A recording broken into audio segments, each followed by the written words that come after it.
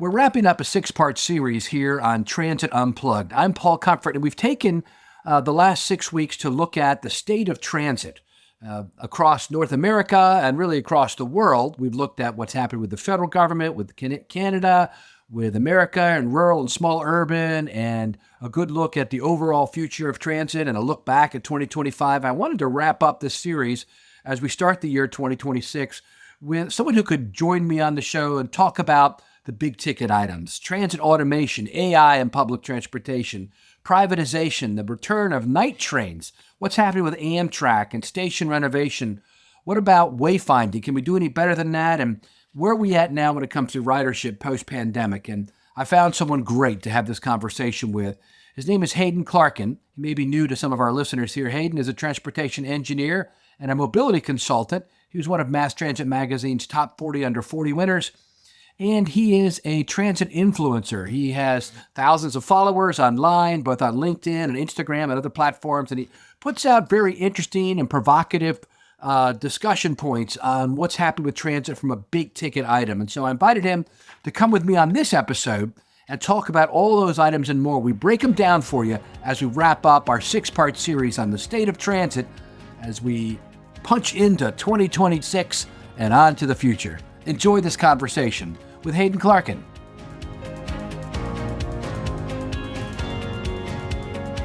Great to be with Hayden Clarkin, who is colloquially known as the transit guy. What a great person to help us wrap up our six-part series on the state of transit. Welcome, Hayden. Thank you for having me. I really appreciate this, Paul. Yeah, absolutely. Hayden, you're in New York City, the capital of transit in America, and you told me you just got to meet your hero, the train daddy, Andy Byford. Yeah, it was really cool. He doesn't know who I am, which is great. And we get to talk about Penn Station rebuild and whatnot. And he's very passionate and excited about it. And I am very excited to meet him. But I did keep it in to not look weird. And then I thought, maybe I'll ask him for a picture. And then I was like, yeah, but we're at a conference and that might be a little odd.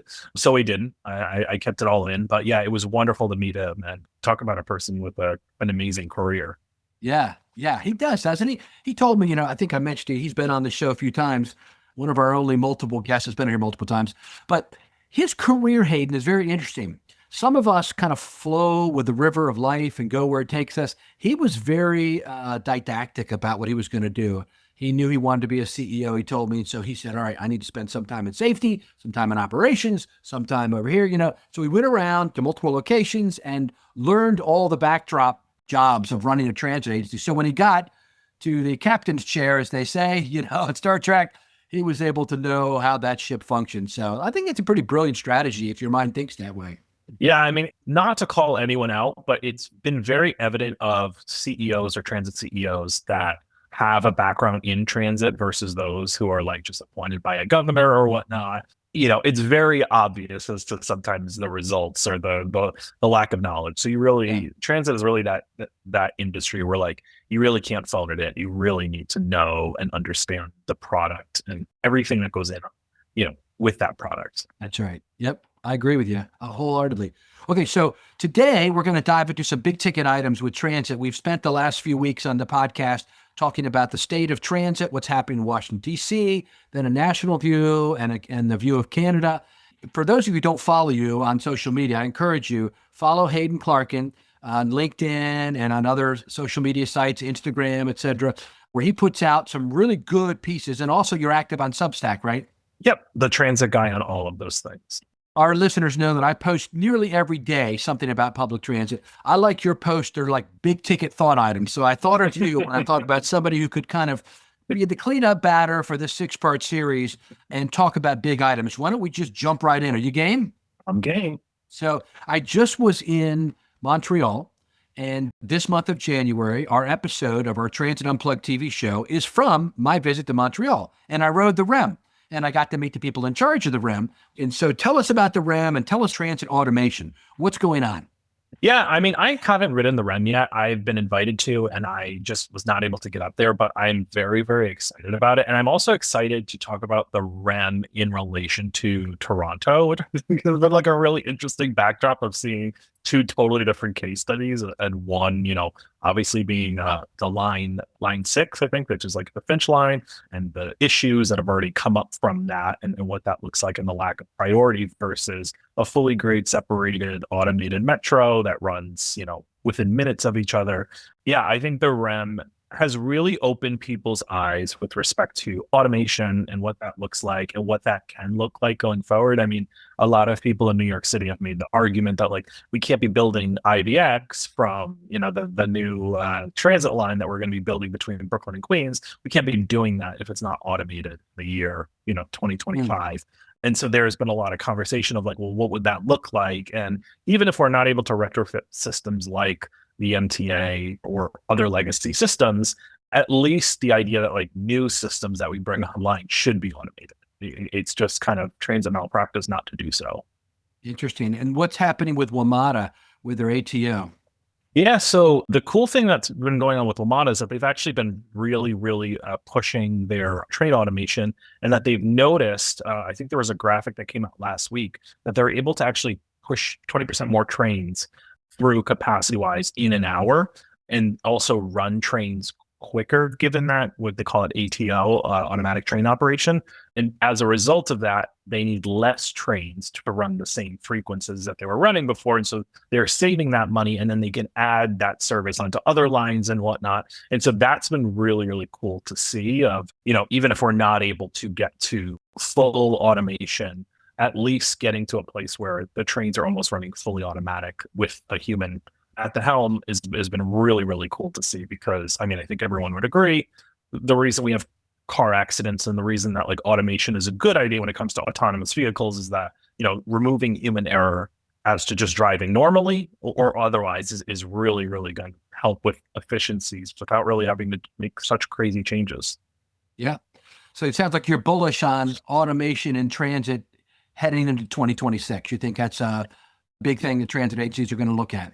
Yeah, I think automation is going to be very important, as well as not just automation of the actual operation of the trains, but also just as the way how we plan and the actual mechanics of the transit agency and how it operates from like both the C-suite side and from just the lower level. I think the fully autonomous transit agency could happen at one time, like obviously not soon, but like I think the idea of a lot of like the paper pushing that we see and a lot of like kind of that, I don't know what the right words below, but a lot of that slack that we've seen from like customer to planner or planner to their boss or whatnot can really be cut down with proper automation. All right, let's just dive into the next hot topic, which really coming out of 2025 into 26 has dominated conversations, and that's AI, artificial intelligence. Talk about where it's genuinely, you think, useful today and where it's still speculative. Yeah, I don't think AI is going to help with respect to transit operations in 2026. I think what is very interesting is that there are scheduling software and products that schedulers are using that automatically help them build out timetables and schedules. The idea that AI could help iterate and make those more efficient is a really interesting idea. I don't know if that's fully like using some sort of LLM to do it, or if it's just these existing legacy vendors creating an option for AI to look at how WMATA or how the CTA in Chicago or whatever, how they operate in their bus scheduling and going like, hey, actually, we can even make it more efficient, or we could run more buses. And looking at it holistically, I think that's going to be something that's really interesting to see. I think AI is not in a place of like replacing people. I think it's really good at replacing paper pushing. Yeah. And I think there's a lot of paper pushing in transit that I think all of us would agree on. And if we're able to automate that and have everyone focus on providing better service and looking forward, I think that's going to be huge. Yep. Well, working for one of the world's largest transit software companies, I can tell you that that's big on everybody's agenda is putting AI into the software to optimize it and to help our customers. So I think you're spot on there. So one of the other things that I'd like to talk to you about is your is something that I've noticed too. I just got back from Italy where we filmed our Transit Unplugged TV show, and I got to ride high-speed rail there. And I noticed they were all run by private companies in Italy. And when I see transit in Europe and in Latin America, largely operated by big private companies, whether they're RATP Dev, Keolis, Transnet, these big, international companies, or companies like Brightline here in America that are really building our first high-speed rail project down in LA to Vegas. Privatization and alternate delivery models seems to work. What are your thoughts on that? Yeah, I mean, I think the jury is still out on whether Brightline is a financial success. I think it's still, especially in Orlando and Florida, I think there's still the jury is out on that, even though I do think they provide a great service and utility. Yeah. I am definitely looking forward to what privatization looks like. I don't know if some of your listeners might know, but in LA right now, they're trying to build a gondola, an urban gondola, and that is a fully privatized project. And that has taken a lot of the wind out of the opposition because it's not on taxpayer dime. And so I do see this idea of like maybe there is a lane for more privatization of rail, or if not, I think private operators running on existing tracks outside of public transit agencies. We can talk about that actually in our next item. But yeah, I think that there is a lane for operators or private run operators to run alternative service or just kind of fill in the gaps. Very interesting. Yeah, I think most of our listeners know there's a clear differentiation between contractors and private operators. So a contract would be like Keolis runs the MBTA's commuter rail line in Boston. So they have a contract with the agency to do it.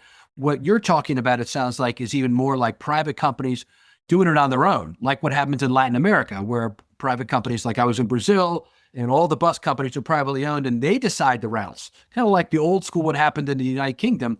They get approval from somebody eventually, the government's approved, but they kind of take the revenue risk, which is what Brightline's doing now in Florida, right? Yeah, and I think I want to be clear because I do get a lot of pushback when I do talk about the privatization of transit.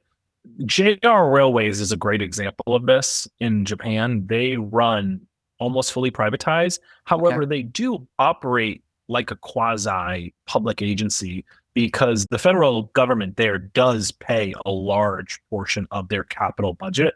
And so a lot of their capital budget does come from taxpayers, and then the actual operation of the trains, the planning, the maintenance, all of the other things are done by JR Railways. And so that is a good distinction because, yeah, I mean, if high-speed rail tracks were built between two major cities, many operators might want to do that, but if they have to then also build the tracks between the two cities, that's a different risk profile, right? Yeah, that reminds you of Hong Kong with MTR, where they're running service almost subsidy free, but they've got massive real estate holdings which help support it. And that's Patrick, the president of Brightline, told me a while ago when we interviewed him that they did that in Miami. They've got that big station with all that all the real estate development around it, and so it is an interesting approach. You mentioned our next bullet point we want to talk about was the return of overnight trains or night trains. That's big in Europe, right? I mean, I've ridden them before. Very big right now. Yeah, the train that goes from Hamburg down to Vienna.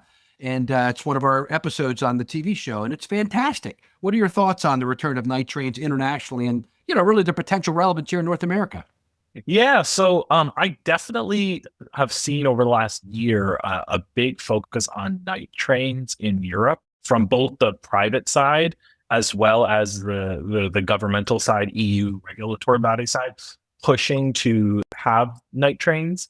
And so that has been expanding slowly. And I know that there's a company called Nox Mobility, NOx Mobility, that is actually working on creating this sort of rail model throughout of providing almost like a luxury hotel-like amenity for people and using existing trains and retrofitting those cars to then be able to provide service between major cities and maybe smaller cities between Europe. And I think that model could work in America, especially given like inner city buses have been actually seeing a small boon, but nothing too crazy. But I do think that does spell some blood in the water to come to the United States and test that model, especially because freight rail is not usually operating overnight in a way that like passenger rail couldn't run. And so I think that there is some sort of, I think it would be quite easy to stand up some sort of night rail service that, takes, I don't know, 12 hours between a Raleigh or Chicago or Chicago to wherever. And then, you go to sleep and then you wake up, then you're in Chicago the next morning, right? Yeah. So I think that there's definitely a lane there. And I am going to be interested to see kind of what these mobility operators, if they do ever come to the States or Canada. Yeah. What about Amtrak? What do you think their role is, and new routes and, their new trains and all that? It's funny. The expansion of Amtrak or the anticipated Amtrak expansion was such a monumental move for under the Biden administration. I was really, really nervous that under the new administration that would kind of just all be set aside as a means of just kind of political fighting. So far, there has still been a good amount of money for long distance Amtrak service that has not been largely touched.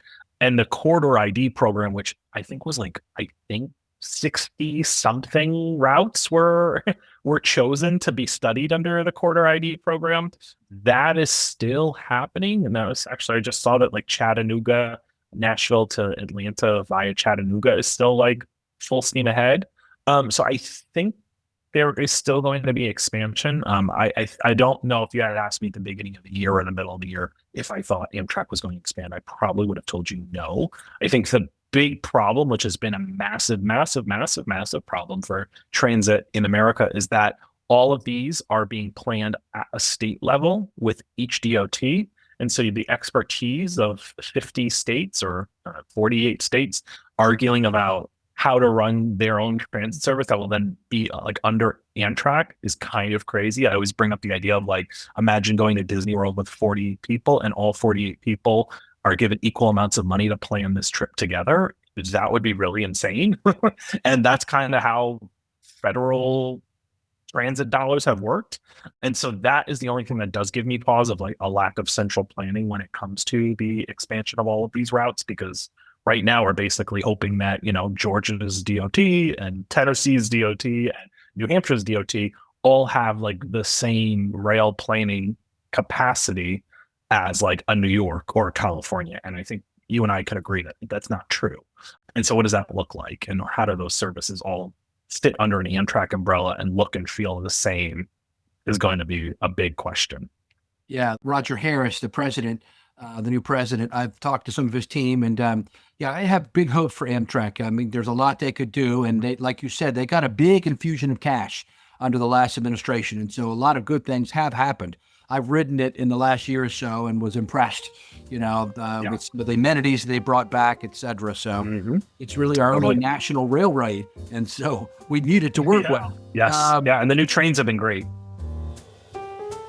Thanks for listening to the Transit Unplugged podcast. We are so glad you're here. If you're enjoying this show, we know you'll love our other transit industry programs. On Transit Unplugged TV, Paul Comfort explores the food, culture, and transit systems around the globe. You get to see everything. You'll love this show. And every week, we also offer up the Transit Unplugged News Minute, where you can get the latest industry headlines in less than 60 seconds. You can find out more at transitunplugged.com.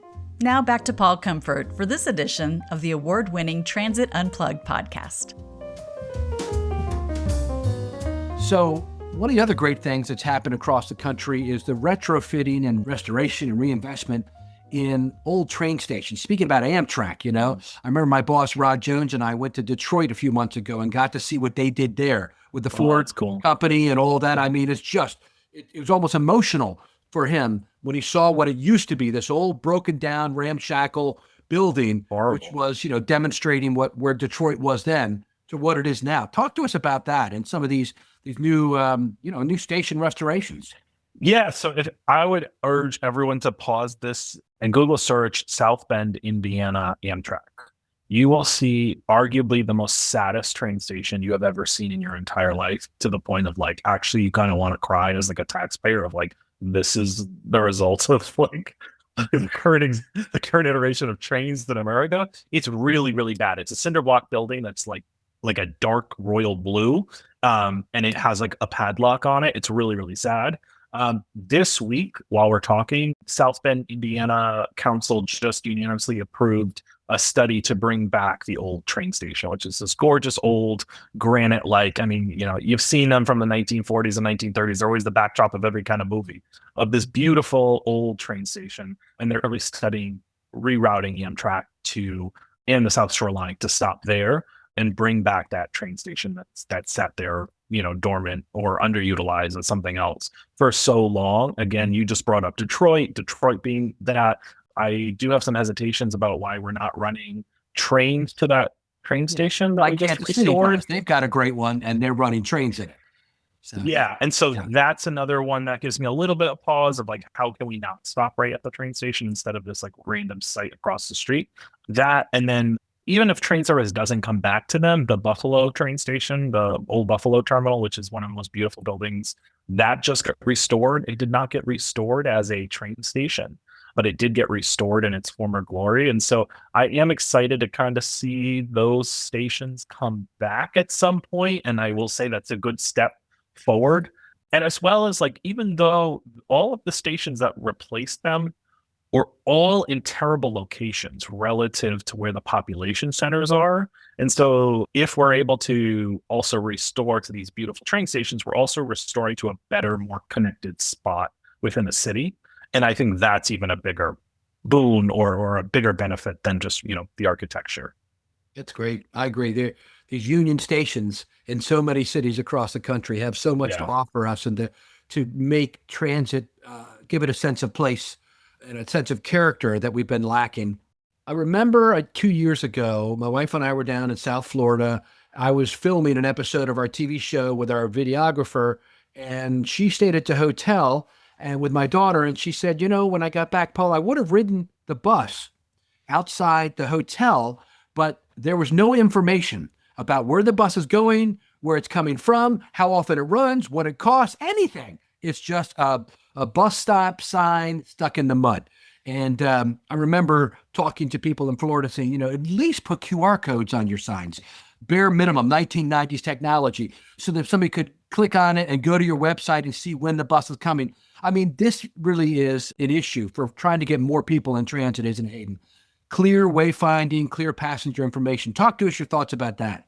Yeah, I mean, like, you could go to the worst airport in America, and you'll still figure out how to get to baggage claim when you land, right? You'll always will. I mean, it doesn't matter how ugly the airport is, how gross the terminal is, how outdated it is. You will always figure out how to get around because the FAA requires pretty good and robust wayfinding programs. That is not something that the FTA does. And as a result, you kind of don't have a wonderful wayfinding experience. I will say that's obviously been changing quite a lot in the last 5 years, especially post-pandemic. But one of the things immediately after COVID was this idea of like, well, how do we bring people back to transit? And there was always these conversations of like, well, they want Wi-Fi or they want the station to be like much nicer and all this kind of stuff. And maybe there's some truth to that. But really, like, every survey was always like, we just need better information. We want better information. If my bus is not here, because I mean, there was a huge ghost bus problem that we had during the pandemic and immediately after, of like not having enough bus drivers and having a huge shortage, that like buses sometimes, or a lot of times, especially in LA, they said that if they were coming, but then they wouldn't because you didn't have a bus driver called out that morning. And so people were like, we need better operation. And this really kind of got spearheaded by the transit app. A lot of transit agencies kind of saw like, wow, this is the North Star. This is the creme de la creme of like giving riders the most accurate information possible. And therefore, a lot of agencies, the MBTA, the MTA, DC, LA Metro, San Francisco, a lot of them have been really spearheading better signage, especially when it comes to digital signage. WMATA in DC has done a full redo of their wayfinding program, and that's been helpful a lot. And I'll give you a fun example of one of the things that a lot of transit agencies have been exploring.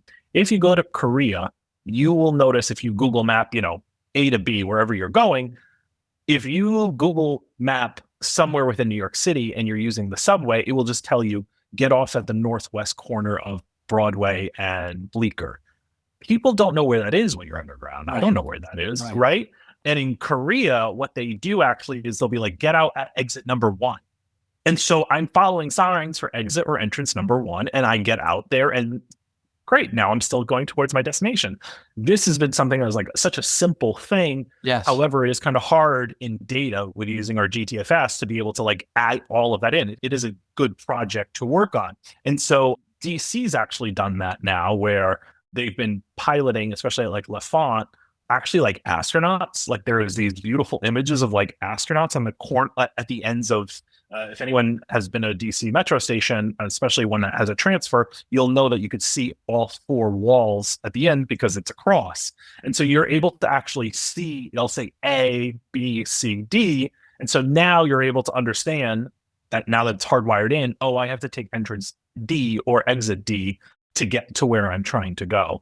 And that's hard coded now into our transit data so that riders can see that better. And that's been a really, really cool. And then the last thing I would say is there's been a lot of work, especially with like outside vendors. I'm thinking of companies like Swiftly that have been doing a great job with respect to like on time or in the moment delays. And how does that work? And how do we update the information instead of saying to people, oops, sorry, good luck? How do we update that information for the rider that's sitting in the bus that just got, delayed? And also for the person who's 2 blocks away waiting for that bus. How do we like tell them that information in both ways? Yeah. And so that's been a huge focus on a lot of transit agencies right now. And I think they're doing a beautiful job of it. The big problem that I see is a lot of smaller transit agencies do not have the resources to do this. And so how do they find either an open source template or whatnot for them to replicate it? Because Cape Cod Transit Agency does not have the resources that an MTA or a Boston MBTA has. And how do they get that same information now that riders are riding the MBTA and then all of a sudden they get off at Cape Cod and want to transfer and they've got a completely different information experience? Yeah. At this last year's Boston, I hosted a panel with the general manager of Vontis, the head of Swiftly, and one of the big guys at the Transit app, and they've all now joined together. Vontis is now, with their CAD AVL, sending it through Swiftly, who then provides it to the agency, and then that's sent to the Transit app, which is open to the public, which they can then see, oh, something's running late. So they've figured out these 3 really, they're not really competitors, but they're not partners either, but they've partnered up to provide information for the public, which goes to right what you're talking about, Hayden, that you got to get the information to the public. I remember when I was at MTA in Baltimore, we would push out service delays through Twitter. That was the tool, the software that everybody used. And I think a lot of agencies still do it, but it is very important. I love the wayfinding examples you gave, and I'm hoping more people do that. The easier transit is for people to use for the first time, the more likely they are to keep trying it. Yeah, and also just like in person, like bus shelters are also really important with this as well. You were just bringing that up. We're like bus shelters. I always like bring up the idea of like, so the best use case you could ever like try to do is like someone who's drunk at 11:30 at night and stumbles upon a bus shelter and like does not want to drive, but they need to figure out how they can get to their destination. Like, how can you help them? Oh, and their phone is dead because they were partying at the club. Like, we really need to think of a lot of, not everyone always has a phone. We're talking about like elderly people. My grandfather never did have a phone. So like, how do we make sure we're like thinking of all of these use cases at every touch point within a service area is really important. That's good. Last topic is kind of a forward-looking thing. We know that pandemic and work for home has changed the demand for transit. Talk to that and where you think things are going in 26. Yeah, I think right after lockdown, when a lot of people started going back and transit agencies were really trying to rebound, there was a lot of conversation about how transit was down, and that was 100% correct. But transit was really down. We noticed in area like with the New York City transit system was really down at the peaks, but didn't really taper off too much off peak. And then on the weekends, the regional rail systems, the Metro North, the Long Island Railroads, and the New Jersey Transits were actually larger than they had been previous to the pandemic or equal to. And it was a very interesting phenomenon. And what we realized, and Bart definitely had realized this, was that people were not wanting to take transit. They wanted to take transit at different times because the way that we had been living I don't know what the right word is, but like our conventional 9 to 5 was dead. It was dead when a lot of us were working from home, but that didn't mean I still didn't want to take the train to Broadway at night, or I wanted to take it to go get groceries or go shopping or something. It was just that I didn't need it at 5:15 like I did previous. And so there was a huge kind of focus around clock-based schedules of, hey, instead of us providing the most service we do at peak, we're actually going to provide service throughout the day. That was something that the MBTA did with the installation of clock-based schedulings on almost all of their lines. Clock-based for people is, it comes at, if it comes at 2:42, it's going to come at 3:42. It's going to come at 4:42. So that's the idea of clock-based scheduling. And so we really focused on that, like as an industry, and doing that helped kind of push out the demand for transit so that people could take it at all times of the day in a way that was like not robbing the people who wanted to get to work at like 8 p.m. for a third shift instead of just like focusing on the 5 o'clock. And then on the weekends, people just figured they wanted to take transit on the weekends more, but service was not conducive to that. Service was still, if you're on a regional rail on a weekend, I think everyone knows that your service is lower. And so the changes to bring those schedules up to the weekend has been really interesting. It's going to be interesting looking forward as to if return to office still sees that kind of surge that we saw a little bit in 2025. We did see a lot of people rejecting work from home or at least employers rejecting work from home. So that will be an interesting development to see, especially as the economy is a little bit on shaky ground of, are we going to start seeing people to come back and then need that 9 to 5 again? And what will that look like? Will we then break what we just did? Yeah, it'll be really interesting. To be determined, as they say, right? CBD, but I guess we're going to look out for it, right? Yeah, that's right. Hey, this has been great. A great kind of helicopter view of 8 of the hottest topics as we head into this year. Thank you so much for sharing with us. And I encourage our listeners to check you out. Tell us how they can connect with you. The Transit Guy everywhere. So yeah. Yes. Well, I try to make it easy. Thank you. Thank you for having me, Paul. Yeah, thanks for sharing your insights, brother. Good luck in the new year. Thank you for listening to this episode of Transit Unplugged, the world's #1 transit executive podcast. I'm Julie Gates, executive producer of the podcast. Many thanks to the team that makes this show happen. Host and producer Paul Comfort. Producer Chris O'Keefe. Editor Patrick Emile. Associate producer Cindy Raskin. Transit Unplugged is being brought to you by Modaxo, passionate about moving the world's people. If you would enjoy behind-the-scenes insights and updates from the show, sign up for our weekly newsletter, which has links to can't-miss conversations with the biggest names in mobility. Head to transitunplugged.com and scroll to the bottom of the page to sign up. Thanks for listening, and we'll catch you on the next episode of Transit Unplugged.